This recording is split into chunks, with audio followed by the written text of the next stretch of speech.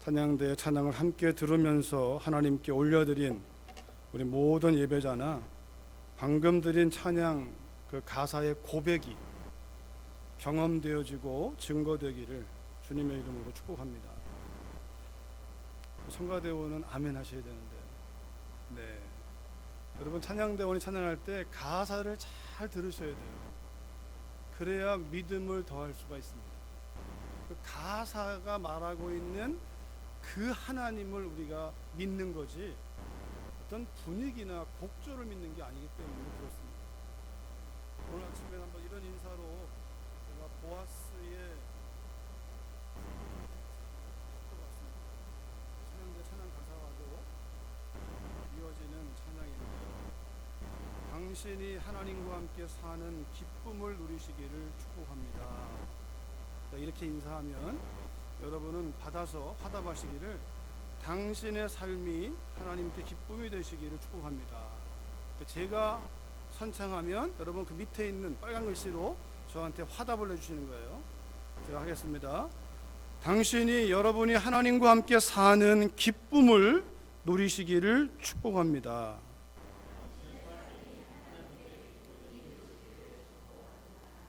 아멘. 옆에 있는 분에게 한번 보시면서 한 분이 선창하시고 그 다음 분이 화답을 좀 해보세요.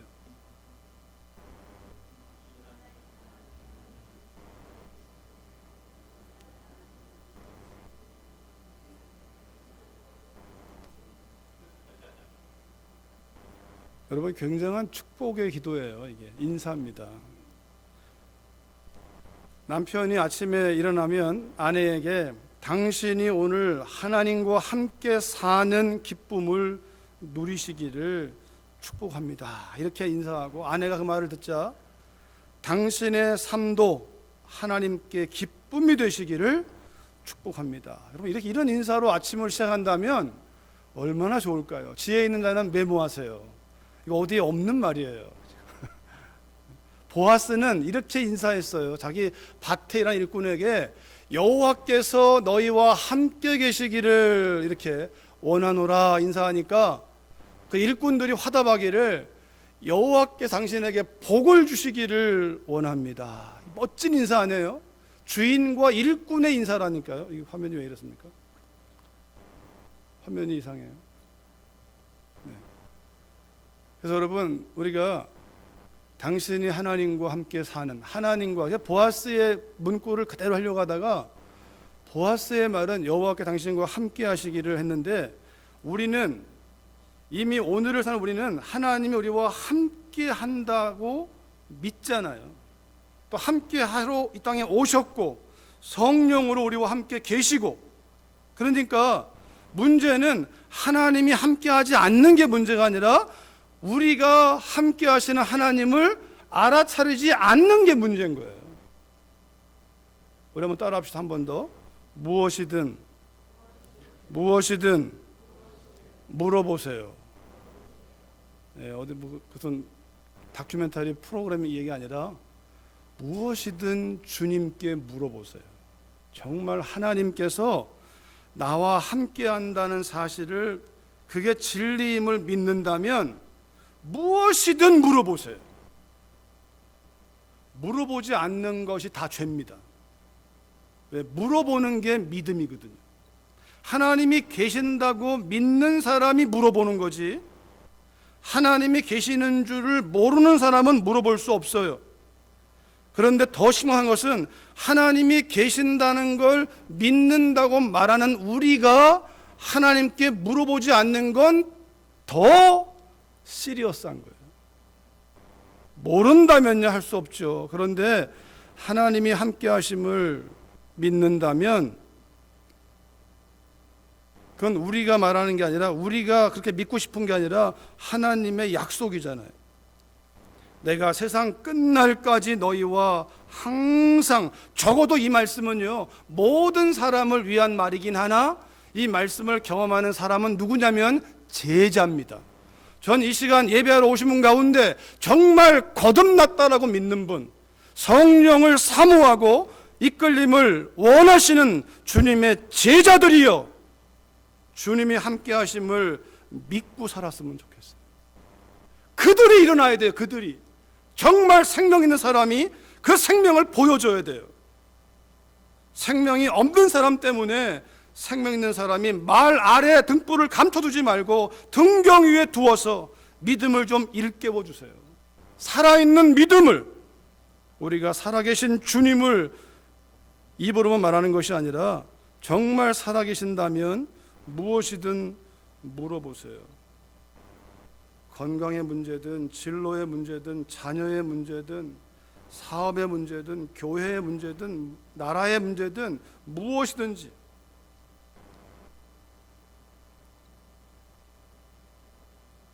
장로님 기도 가운데도 표현되었지만 100만인 촛불 집회가 필요한 게 아니라 온 교회에 회개하는 기도가 필요한 때예요. 사실 우리가 기도해야 됩니다. 조국을 위해서, 또 우리가 살고 있는 이 거주지인 이 땅을 위해서 기도하시되 다른 거 아닙니다. 하나님의 빛 가운데에서 잘잘못이 드러나게 하시고 권력의 하수인 되어서 검찰들이 그걸 숨기려고 애쓰는 게 아니라 빛 가운데에서 명명백백하게 대통령일지라도 잘못된 게 있다면 처벌이 내려지게 하시고, 국민들은 대통령 한 사람에게 탓을 하는 게 아니라 정말 나는 그분을 대통령으로 인정하고 기도했는가. 우리 모두의 책임 아니겠습니까? 이 미국 땅을 위해서 기도할 때는, 우리가 기도할 때 여러분, 공화당이 민주당보다 나으니까 공화당이 아니에요. 하나님을 두려워하도록 기도해야죠. 대통령이 누가 되었든지 간에 그가 하나님을 두려워할 수 있도록, 민주당보다는 나은 정책이 아니라 하나님을 두려워하는 정책을 펼칠 수 있도록 우리가 기도해야 돼요. 그것이 이 땅에 사는 저와 여러분들의 평안한, 마땅히 기도해야 될 우리의 사명이고 본분이에요. 하나님이 함께함을 믿는 한 분 한 분들이 무엇이든 물어보면서 이 나라의 문제도, 조국의 문제도, 열방의 문제도, 우리 개인의 문제도, 가정의 문제도 다 물어보십니다. 대한민국이 드러난 거에 대해서 여러분, 영적으로 본다면 감사할 일입니다. 왜냐하면 회개할 기회를 얻은 거니까, 숨겨진 게 드러난 거니까. 아직은 심판의 때가 아니니까, 구원의 때니까.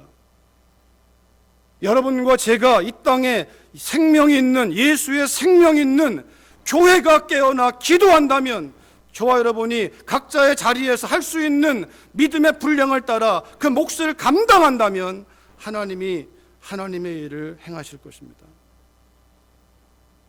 오늘 그런 면에서 오늘 본문은요, 베드로와 고넬료의 회심입니다. 고넬료만의 회심이 아니고 베드로의 회심을 다룰 것입니다. 그게 세 가지로 말씀을 정리하는데, 첫째는 베드로의 회심입니다. 베드로가 회심해야 고넬료가 구원받습니다. 여러분과 제가 진짜로 회심해야 이 달라스가 구원받습니다. 고넬료의 구원은 베드로의 회심에 달려 있습니다.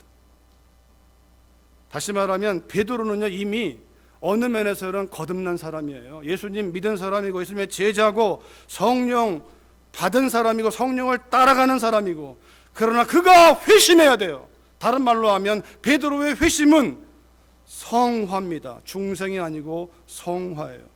영적으로는 살았으나 그의 마음의 생각이 편견에 갇혀 있고 그의 잘못된 경험과 철학에 매여 있기 때문에 하나님의 뜻이 가려져 있는 거예요. 내가 알고 있는 게 맞다고 여기는 그 생각이 깨져야 돼요. 적어도 그 생각이 하나님의 진리와 일치하지 않는다면. 내 생각으로 성경을 판단하지 마시고 하나님 말씀으로 여러분과 저의 생각이 깨져야 됩니다. 그것을 거듭남이라고 하는 것입니다. 그것이 성화입니다. 믿는 자가, 구원받은 자가 계속 구원에 이르는 그 말은 첫 번째 구원이 무너지는 게 아니라 구원받은 자기 때문에 성화의 길이 열리는 것이지, 중생을 경험하지 못한 사람은, 거듭나지 못한 사람은 성화의 길이 열릴 수가 없습니다. 베드로의 회심은 그런 면에서 성화입니다. 고넬료의 회심은 중생입니다. 그리고 회심의 열쇠를 다루게 되는 첫 번째 베드로의 회심입니다. 본문 가운데 34절, 35절, 45절, 46절 다시 읽어보겠습니다. 시작. 베드로가 입을 열어 말하되 내가 참으로 하나님은 사람의 외모를 보지 아니하시고 각 나라 중 하나님을 경외하며 의를 행하는 사람은 다 받으시는 줄 깨달았도다. 베드로와 함께 온 할례 받은 신자들이 이방인들에게도 성령 부어 주심으로 말미암아 놀라니 이는 방언을 말하며 하나님 높임을 들음이러라. 말씀을 잘 보시면 베드로가 고넬료를 만난 다음에 하는 말이에요. 오늘 본문은 베드로가 입을 열어서 말합니다.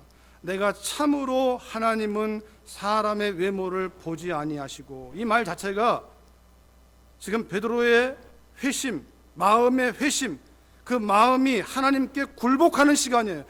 베드로는 사람을 외모로 판단하고 있다는 것이에요. 어떤 외모입니까? 유대인이 이방인을, 유대인과 이방인을 선을 그어놨다는 거예요. 외모란 단어 하나에 여러분 가운데는 부자와 가난한 자를, 부자를 좋아하고 가난한 사람은 멀리하고, 힘 있는 사람을 좋아하고 힘 없는 사람을 멀리하고, 내 고향 사람을 좋아하고 타지역 사람을 싫어하고, 다 이것이 회심하지 못한 거예요. 그게 회심해야 돼요. 적어도 그리스도 예수 안에 있는 사람들은 그 외모, 내 취향, 내 스타일, 나와 은사가 같은 사람 좋아하고 은사가 다른 사람 싫어하고.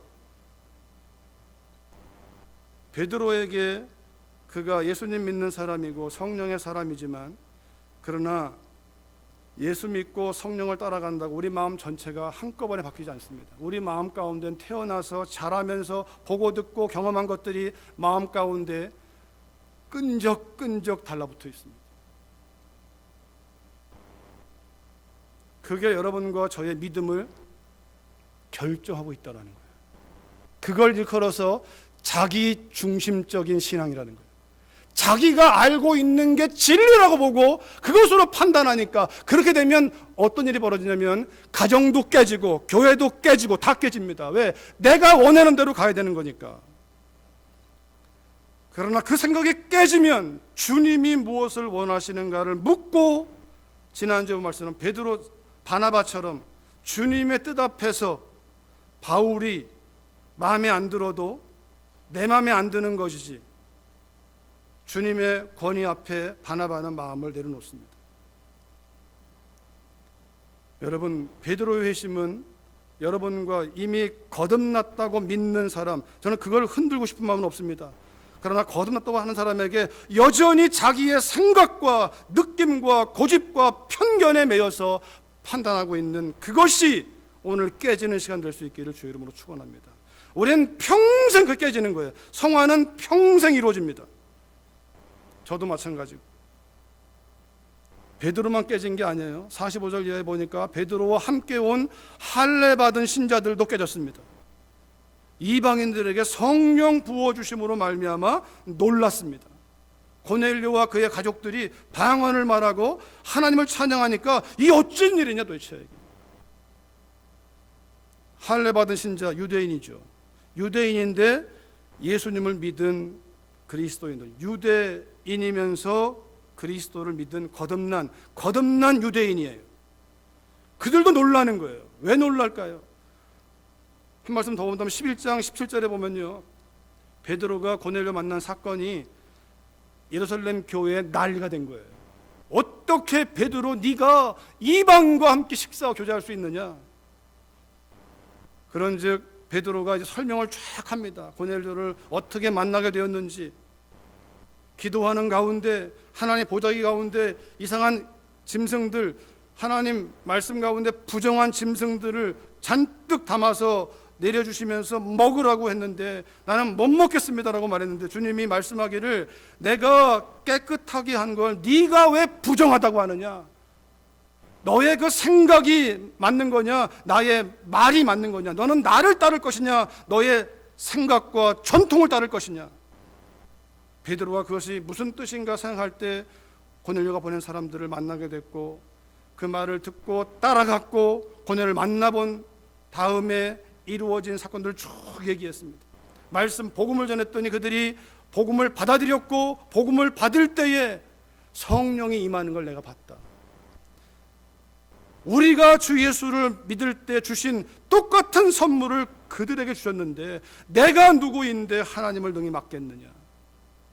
이게 베드로의 변론이었어요. 누구에게요? 예루살렘 교회 사도들과 형제들에게, 유대인, 거듭난 그리스도 유대인들에게. 그들이 듣고서 잠잠하여 하나님께 영광을 돌려 이르되, 그러면 하나님께서 이방인에게도 생명 얻는 회개를 주셨도다. 여러분, 사도 바울을 통하여 이방인의 선교가 이루어지기 전에 만약 바울이 먼저 시작했다면 바리새인들이 예수님을 죽인 것처럼 예루살렘 교회가 바울을 가만두지 않았을 거예요. 교회가, 거듭났다고 하는 교회가. 그런데 베드로가 가지고 차지하고 있는 그 위치가 주님의 제자였고, 그가 가지고 있는 위치가, 그를 통해 일하신 하나님의 역사가 베드로의 그 설명 앞에 잠잠해지는 거예요. 뭐 그렇다면 하나님이 하셨겠죠. 그러나 마음 한켠엔 떨떠름한 베드로가 놀라고, 같이 온 할례 받은 신자들이 놀라고, 예루살렘 교회가 놀랐어요. 그 백그라운드에는 이와 같은 교리가 숨어 있는 거예요. 28절에 보면 베드로가 이르되 유대인으로서 이방인과 교제하며 가까이 하는 것이 위법인 줄은 너희도 알거니와. 이거예요. 이거. 유대인인 내가 이방인인 너와 교제하며 식사하는 게 나는 법에 걸리는 거야. 이 법이 어디 법이에요? 유대인의 법이에요. 하나님의 법이 아니고 유대인의 법인데, 거듭난 사람들도 유대인의 법에 매여 있는 거예요. 다시 말하면 그것을 유대인들이 이방인과 하나님의 본심은요, 내가 거룩하니 너희도 거룩하라고 말씀하시는 그 본심은 이겁니다. 구별되이 살아라. 세상을 떠나라가 아닙니다. 세상 속에 살아라. 그러나 똑같이 살지 마라. 구별되라. 근데 유대인들이요, 마귀의 전략이죠. 여러분, 창세기 1장을 보시고 12장을 보시고 출애굽기 19장을 보시고 하나님의 비전이 어디 있습니까? 온 땅에 있는 거예요. 범죄에서 타락해서 흩어져 갈 때 아브라함 끌어내시면서, 그 타락한 장소에서 끌어내시면서 아브라함 너로 인하여 땅의 모든 족속이 복을 받을 것이다. 하나님의 비전은 아브라함 한 사람의 구원이 아니라 그를 끄집어내어 구원에 이르게 한 다음에 그와 함께 더불어 열방을 향하여 나갈 수 있도록 하나님께서 그를 통해서, 모세를 통해서 애굽에 가게 하시고 그들을 끌어내신 다음에 시내산에서 뭐라고 말씀하십니까? 너와 내가 계약하자, 언약을 맺자. 너희는 천하가 다 내 것이다. 너희는 나에게 제사장 나라다, 제사장 민족이다. 너희가 천하가 내게 돌아올 수 있도록 내가 너희를 쓸 것이다. 그런데 마귀가 역사에서 구별된 삶을 통하여 열방을 구원하라는 그 부르심이 담을 싸버린 거예요. 유대인과 이방인 담을 싸버린 거예요. 하나님께 택함 받은 거룩한 나, 저 지옥의 떨림 같은 이방인들.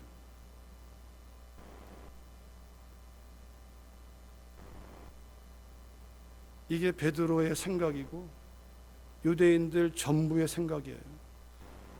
예수님이 요한복음 4장에서 행로에 권하여 야곱의 운물가 사마리아 동네를 지나가시다가 수가성에 앉으셨습니다. 한낮에 한 여인이, 사마리아 여인이 물길로 옵니다. 주님이 물 한 잔 다오. 그때 이 사마리아 여자가, 주님이 한 게 아니라 사마리아 여자가 말합니다. 유대인인 당신이 왜 사마리아인이 나한테 물어달라고 합니까? 이상하네요. 이는 유대인이 사마리아인과 서로 상종하지 아니함이로라. 그게 법이에요. 상종하면 쫓겨나요. 여러분, 사마리아가 북이스라엘 수도였어요. 한민족이었어요. 근데 아수르가 이스라엘 정복한 다음에 동족들을 데리고 와서 민족을 섞어버렸어요. 그래서 피가 섞여버렸어요. 그 남쪽 유다 예루살렘 중부의 사람들이 사마리아를 향하여 부정하다고 담을 쌓아버린 거예요. 상종도 하지 않고.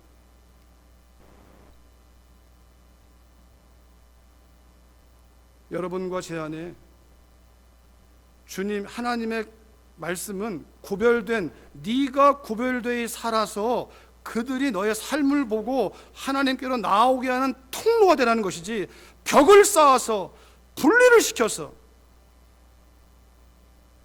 그런데 그 법 사람들이 만들어버리고, 그렇게 해서 유대인들은 사마리아인과 하물며 이방인과는 아예 상종 안 한다고 하는 인간의 법에 매여 있는 그것을 하나님은 깨뜨려 버리시는 거예요.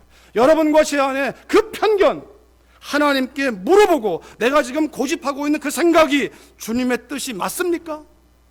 아니면 깨뜨리십시오. 안 깨뜨리면 하나님의 일을 방해하는 사람이 될 것입니다. 베드로가 회심해야, 그게 깨져야 고넬료가 구원받습니다. 베드로가 그게 열리지 않으면 고넬료에 가지도 않습니다. 하나님은 고넬료를 구원하기 위해, 고넬료는요 로마 사람이에요. 자, 베드로의 회심을 한 번 더 정리하고 본다면 골로새서 말씀에 이렇게 말씀하세요. 3장에 보면 여러 구절이 있지만, 여러분 성경을 베레아 사람들처럼 자세히 읽으십시오. 정확히 읽으십시오. 많이 읽으십시오. 거기에 생명이 있습니다. 새 사람을 입었으니 이는 자기를 창조하신 이의 형상을 따라 지식에까지 새롭게 하심을 입은 자니라. 새 사람을 입었으니, 새 사람, 하나님의 한 새 사람 그리스도로 옷 입었으니까 이제는 그 진리 안에서 내 마음에 있는 생각, 다시 말하면 지식이죠. 여러분, 지식이 우리의 생각을 결정해 버려요. 그 생각이 느낌을 만들어 버려요. 느낌이 선택하게 만들어요.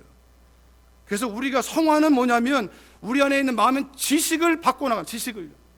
다시 말하면 진리가 아닌 것들은 다 깨뜨려 부셔야 돼요. 고린도후서 4장에 10장에 보면 모든 생각을 사로잡아 그리스도께 복종해라.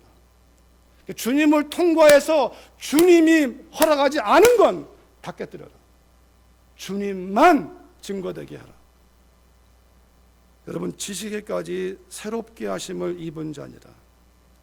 이 지식이 거듭나야 돼요.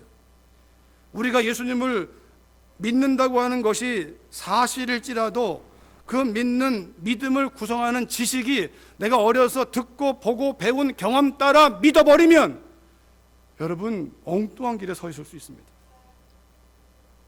우리가 믿는 건 그리스도지, 예수 그리스도지. 여러분, 내년도가 종교개혁 500주년인데 종교개혁의 핵심은 이겁니다. 참된 신앙은 계속 개혁된다는 거예요. 계속. 어디 기준이 뭡니까? 오직 성경이에요. 오직 성경. 성경을 거울 삼아 개혁해야 할 것은 내 마음이에요. 내 마음. 이 마음. 근데 우리는 이 마음을 개혁하는, 뜨고 치는 게 아니라 자꾸 눈에 보이는 어떤 것만, 폼만 바꿔보는 거예요. 폼만. 이 마음이 안 바뀌면 성경이 말하는 거듭남의 길을 걷고 있지 않는 거예요. 여러분, 예수님이 입으로만 하나님을 얘기한 것이 아니라 예수님은 하나님의 뜻으로만 마음이 움직이신 유일한 분이에요. 예수님을 믿는다는 것은, 성령이 주님을 기억나게 한다는 것은, 예수님을 믿게 하고 예수님을 믿는다는 건 예수님의 라이프 스타일을 따라가도록 하게 한다는 거지, 나 예수 믿어요 하고 라이프 스타일은 내 마음대로 간다면 그건 신앙생활이 아닙니다. 예수님을 믿는다는 건 follow me, 주님을 따라가는 걸 믿는다는 것이지, 따라가지도 않고 내 마음대로 믿으면서 주님을 믿는다는 그 말은 성경과는 전혀 다른 믿음이에요.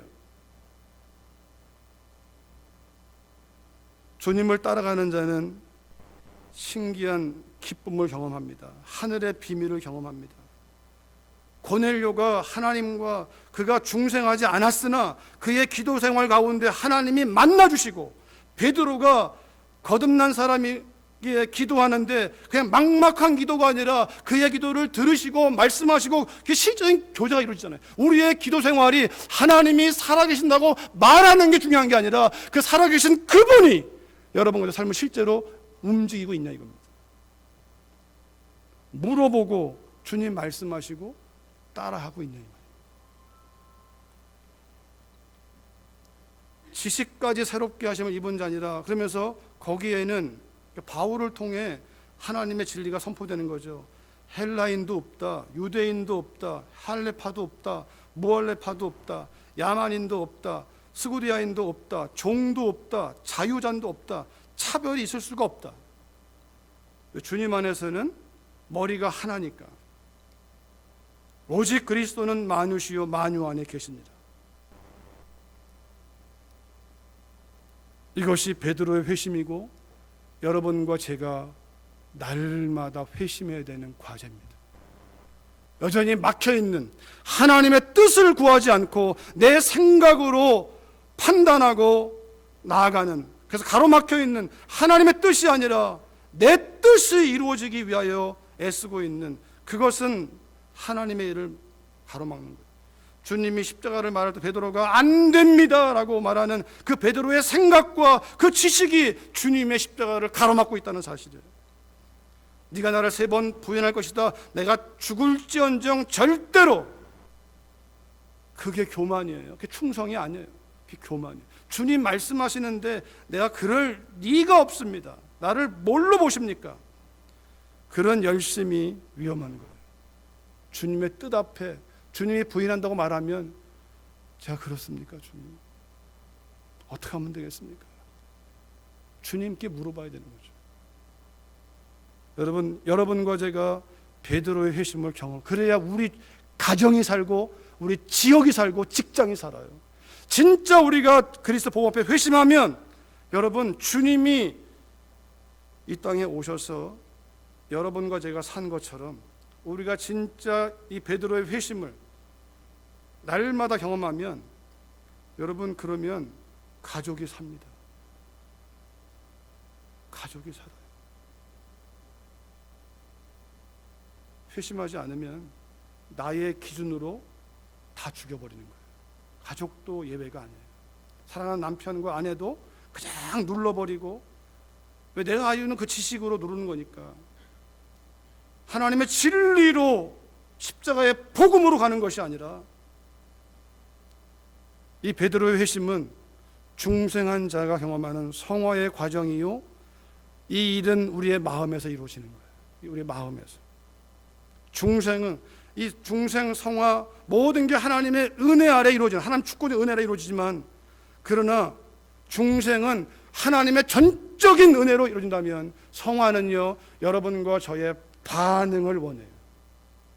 가만히 있으면 믿음 자라는 게 아니라 믿음은 움직여야 돼요. 결단하고 선택하고 작정하고 하나님 앞에 내 마음을 드려야 돼요. 어머니가 자식이 태어나는 것은 전적으로 어머니의 희생이죠. 아버지와 어머니의 사랑과 희생의 결과이지만, 태어난 아이는 모유를 물리면 저절로 젖이 들어가지 않습니다. 아이가 반응을 보여야 돼요. 모유를 물린 어머니의 젖을 그 아이가 먹고자 해야 돼요. 그렇게 안 하면 어떡합니까? 강제로 병원 데리고 와서 의사를 통해서 몸을 한 군데 째든지 튜브를 끼든지 강제로 먹입니다. 성화는 그렇게 이루어집니다. 하나님 현재 은혜가 항상 먼저 가지만 그 은혜를 자꾸만 인정하는 거예요. 모든 일에 주님을 인정할 때 우리의 마음이 새로워지고, 하나님 말씀이 계속 들어올 때 그 말씀이 내 마음을 환히 비추어서 이게 음란한 건지 더러운 건지 타락한 건지 내 마음인지 마귀의 속임인지 이게 드러내게 하는 거예요. 베드로의 회심이 이어지는 고넬료의 회심으로 나아갑니다. 그런데 주님이 한 말씀 보면 예수님 하나님의 비전이고 주님 비전이 너희는 가서 모든 족속으로 제자를 삼아 아버지와 아들과 성령의 이름으로 세례를 주고 모든 족속을 향한 비전, 하나님 비전, 온 땅을 정복하라 다스리라. 땅의 모든 족속이 너로 인하여 복을 받을 것이다. 너희는 내게 세상 나라가 되며 하나님 비전이 예수님이 하나님이시니까요. 오직 성령이 너에게 임하시면 예루살렘 온 유대 사마리아 땅 끝까지 이르러 선을 거놓고 우리 민족만 그걸 깨뜨리는 사건이 베드로와 고넬료의 만남입니다. 베드로가 깨질 때 고넬료가 회심하는데 고넬료는요 10장 1절에 보니까 가이사랴 고넬료라는 사람이 있는데 이달리아 부대라는 군대 백부장입니다. 고넬료는 이방인입니다. 로마 사람이에요. 가이사랴의 주둔에 있는 이탈리아 로마 군대의 백부장이에요. 로마는요 다신교 나라입니다. 그 중에 가장 강한 신이 태양신이에요. 태양신. 그리스 로마 신화에도 우리가 아는 것처럼 제우스도 있고 많은 신들이 나옵니다. 그러니까 아마 고넬료는 이스라엘 땅에 주둔하면서 유대인들을 통하여 그는 다신교 문화에 자랐어요. 그런데 적어도 고넬료는 양심이 있는 사람인 것 같아요. 왜냐하면 로마가 다신교 신을 떠받드는 나라이지만 로마의 타락은 이루 말할 수가 없어요. 로마서 1장을 읽어보시면 이루 말할 수가 없어요. 동성연애만이 아니라 짐승과의 성교뿐만 아니라 타락이 극에 달했어요. 로마가 언제나 그래요. 도시가 망할 때 언제나 그래요. 성적인 타락, 우상의 타락 다 깨져버리는 그런 문화 속에 다시 신을 섬기지만 정신분열증처럼 로마가 가고 있는 그때의 고넬료는 남달랐던 것 같아요. 유대인들을 가만히 보니까 유대인들은 유일신 하나님만을 섬기잖아요. 근데 유대인들을 가만히 보니까 유대인들은 도덕적으로 탁월한 거예요. 윤리적으로 탁월한 거예요. 아마 그런 관심이 또는 고넬료가 다신교 문화이기 때문에 어차피 신 중에 또 한 신을 섬기는 거 있지 오케이. 그런데 유대인의 하나님을 경외하면서 두려워하면서 이렇게 선택하다 보니까 유대인들을 또 긍휼히 여기는 마음을 또 갖게 되고 그리고 알지는 못하나 유대인의 하나님 앞에 기도하는 삶을 고넬료가 사는 거예요. 그러나 아직 고넬료는 거듭나지 못한 사람이에요. 여러분 신을 두려워하고 사람들에게 선을 행하고 기도하는 일은 종교인은 다 하는 거예요. 불교 사람도 하고 이슬람도 하고 다 합니다. 여러분과 제가 하나님을 두려워하고 사람들을 좀 긍휼히 여기는 마음이 있고 기도한다고 해서 안주하지 마세요.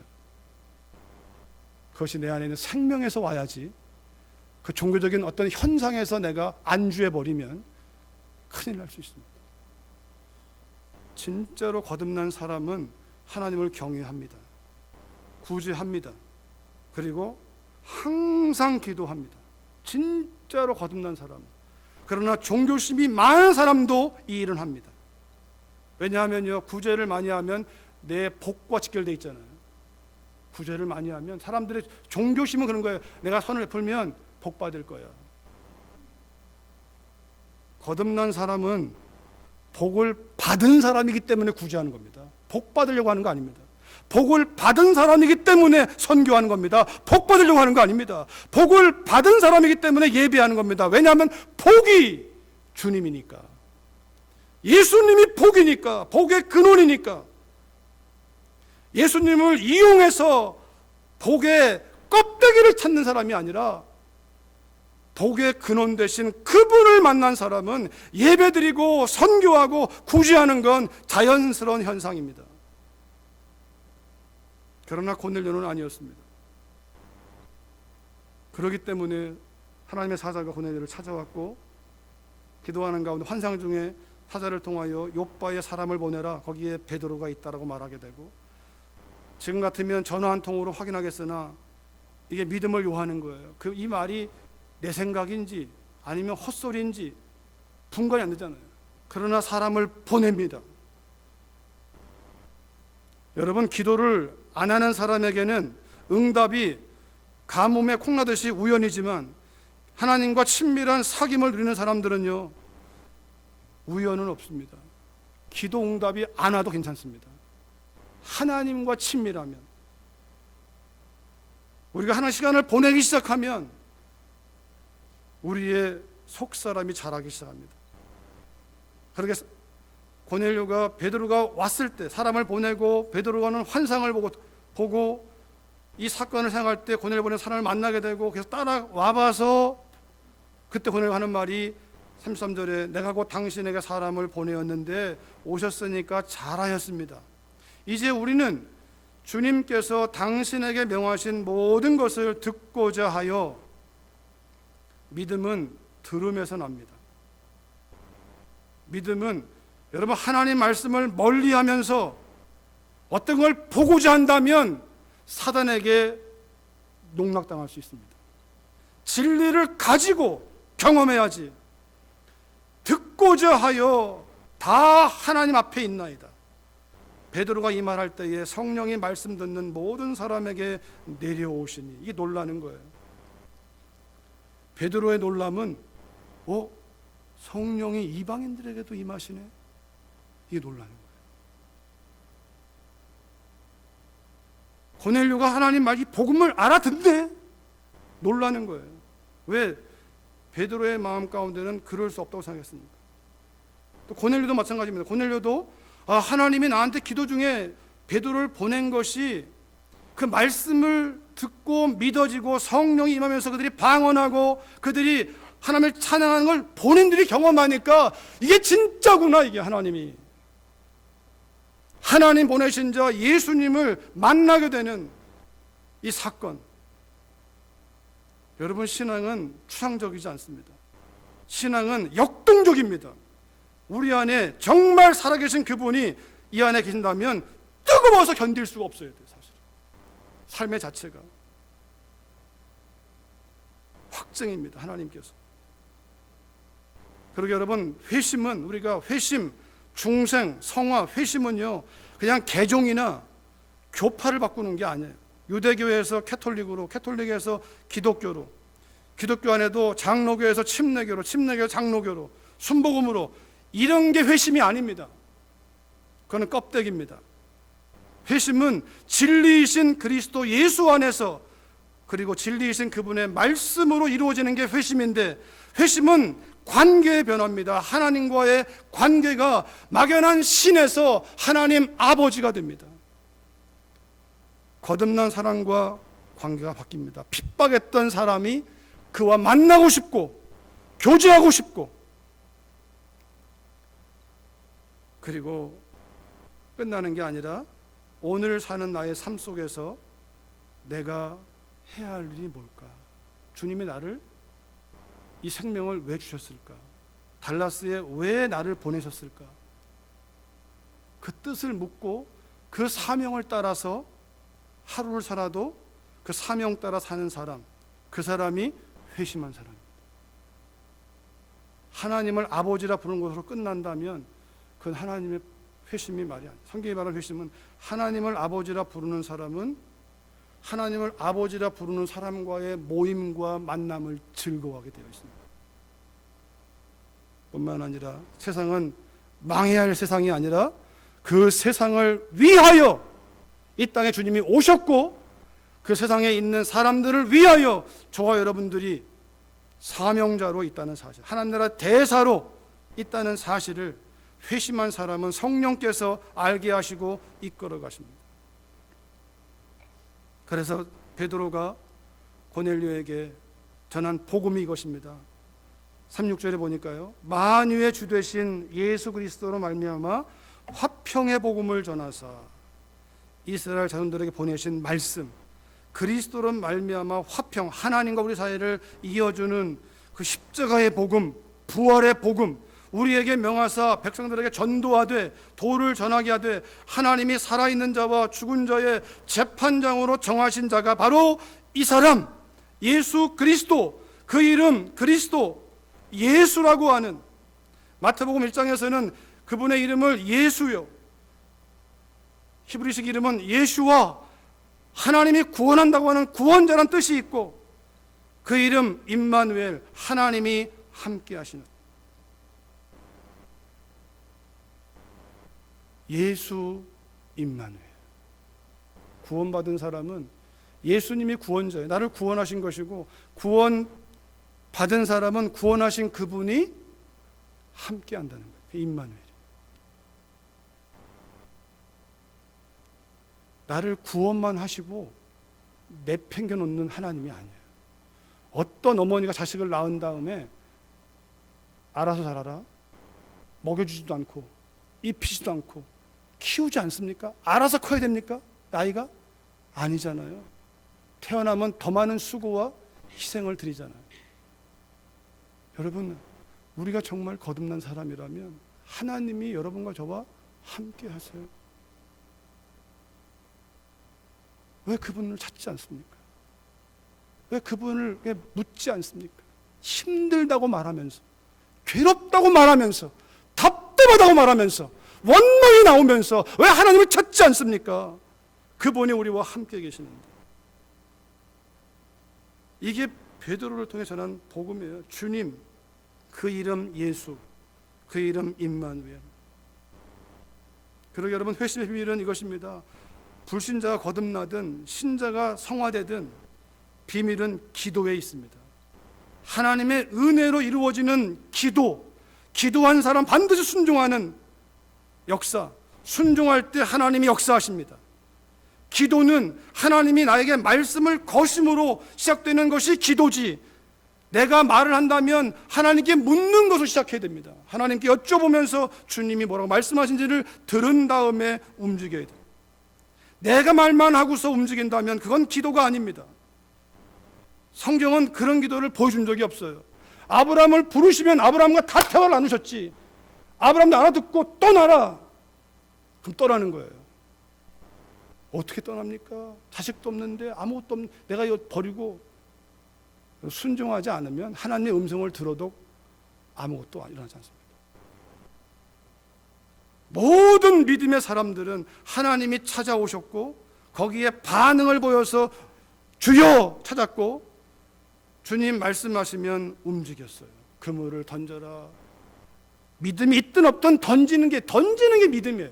마음으로 믿어서 던지는 게 아니라, 믿어서 던질 수도 있고 못 믿고 던질 수도 있는데, 던지는 게 믿음이에요. 떠나는 게 믿음이고 시작이고, 그러면서 믿음이 자라가는 거예요. 우리 마음에 아무런 주님을 향한 결단도 없고 듣고자 마음도 없다면 우리는 늘 그 자리일 거예요. 10년이 지나도 20년이 지나도 저처럼 어쩌면 평신도에서 전도사가 되고 풀타임 사역자가 되고 목사가 되고 담임 목사가 돼도 신앙적 단계는 영적인 초보를 벗어나지 못해요. 제가 목사라는 것이 제 신앙의 성장과 일치하지 않습니다. 여러분, 믿음은 자라가야 돼요. 하나님과 관계 속에서.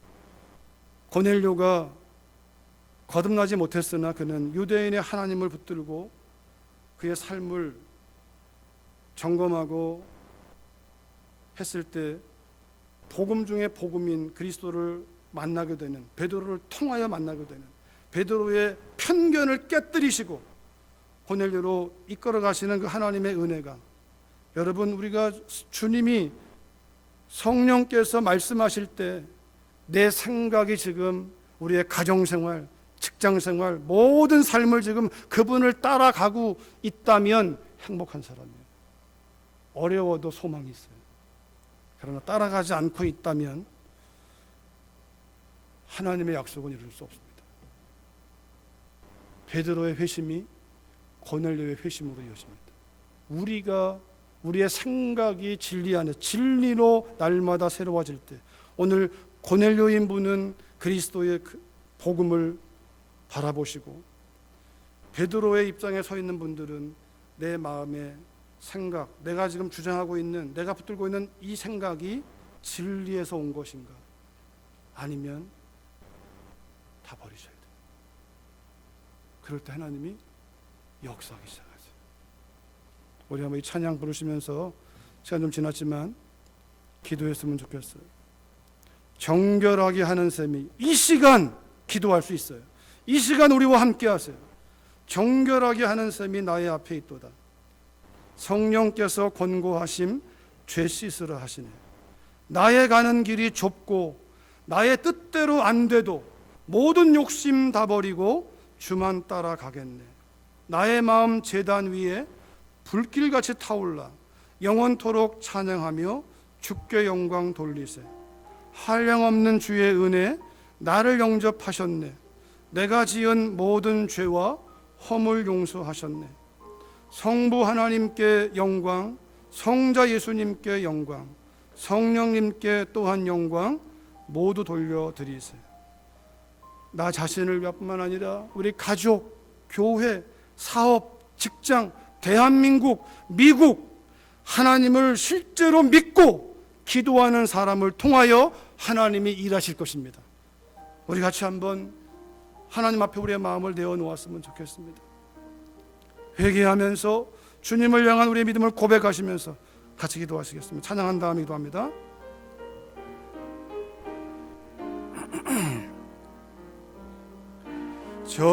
정결하게 하는 셈이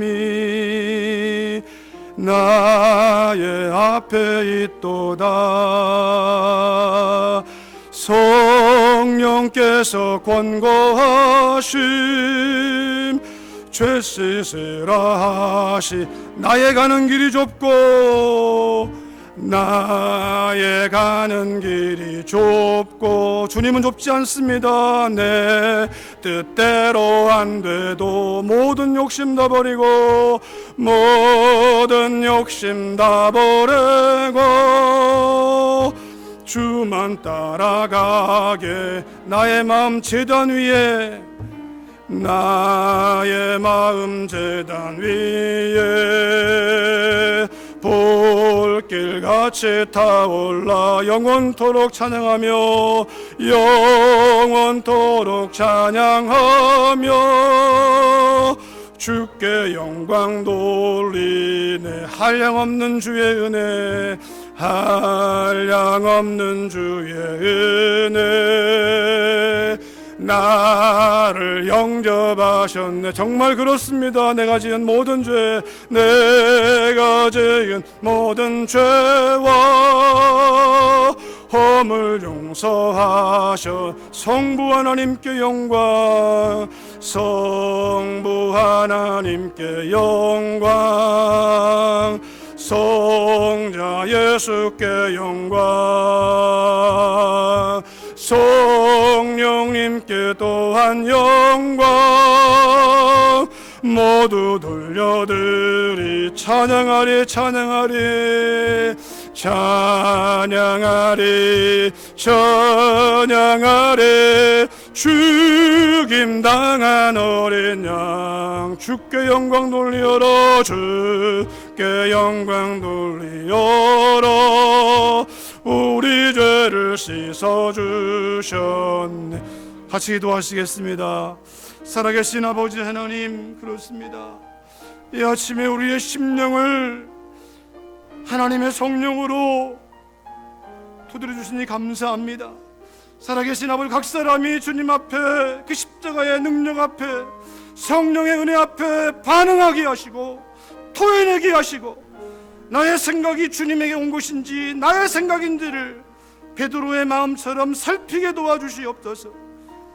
아버지 하나님, 내 안에 예수의 생명이 없다면 그 주님을 내 마음 가운데 초청함으로 인하여 이미 이곳에 와 계신 우리의 마음을 두드리시는 그 주님 앞에 내 마음에 들어오시도록 주님 되시도록 인정하며, 아버지, 우리 날마다 믿는 우리가 예수님의 주되심을 인정하며 무엇이든 물어보게 하시고 작은 일도 물어보게 하시고 하나님의 은혜를 사모하며 간구할 때에 아버지, 그런 사람을 통하여 살려주시옵소서.